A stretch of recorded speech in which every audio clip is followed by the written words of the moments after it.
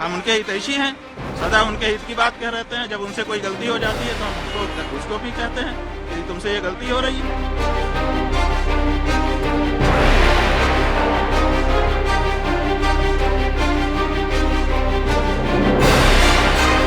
देखिए, प्रतीकात्मक केदारनाथ नहीं बन सकता है।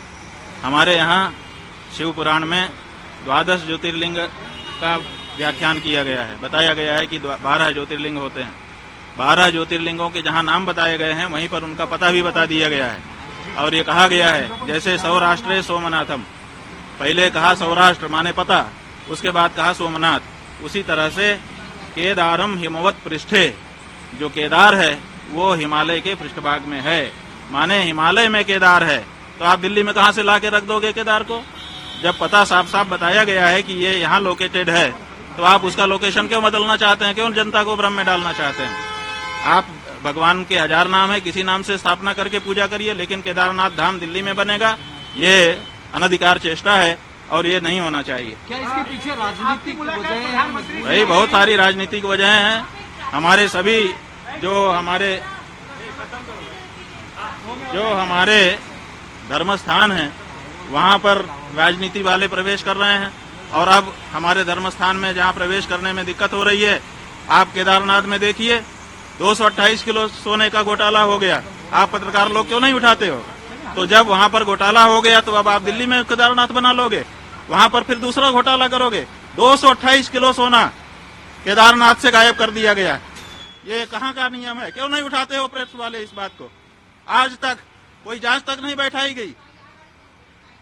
228 किलो सोना का घोटाला केदारनाथ में हो गया। कौन जिम्मेदार है? क्यों इस बारे में जांच नहीं होती है? क्यों भाई इस बारे में निर्णय नहीं होता है? और अब आप कहेंगे हम दिल्ली में ही केदारनाथ बना लेंगे, ये नहीं हो सकता। नरेंद्र मोदी जी से आपने कल मुलाकात की, उनको आशीर्वाद दिया कल?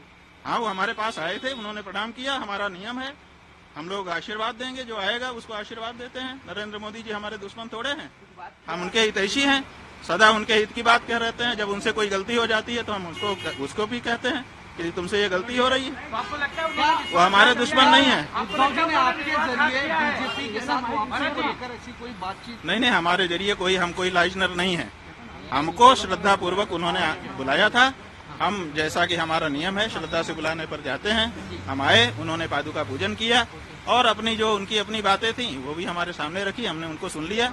ये जो बात हम कह रहे हैं वो हम अपने मन की बात कह रहे हैं और पूरे महाराष्ट्र की जनता की बात। नरेंद्र मोदी जी हमारे दुश्मन थोड़े हैं, हम उनके हितैषी हैं, सदा उनके हित की बात कह रहते हैं। जब उनसे कोई गलती हो जाती है तो हम उसको भी कहते हैं कि तुमसे ये गलती हो रही है।